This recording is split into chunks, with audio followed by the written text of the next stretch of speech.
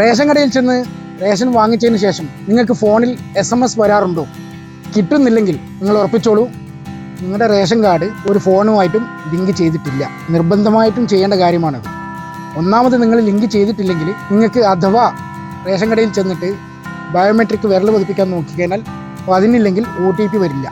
രണ്ടാമത് റേഷൻ സംബന്ധമായിട്ടുള്ള എന്തെങ്കിലും ഒരു ആവശ്യം, ഒരാളെ മരണപ്പെട്ടാൽ ഒഴിവാക്കാനോ അല്ലെങ്കിൽ പുതിയൊരു കുട്ടിയെ കാർഡിലേക്ക് ചേർക്കാനോ നിങ്ങൾ സിറ്റിസൺ ലോഗിൻ വഴിയോ അല്ലെങ്കിൽ ഏതെങ്കിലും ഒരു ജനസേവന കേന്ദ്രം വഴിയോ ചേർക്കാൻ ശ്രമിക്കുമ്പോൾ അതിലും ആവശ്യപ്പെട്ട ഇതേ OTP ആണ്.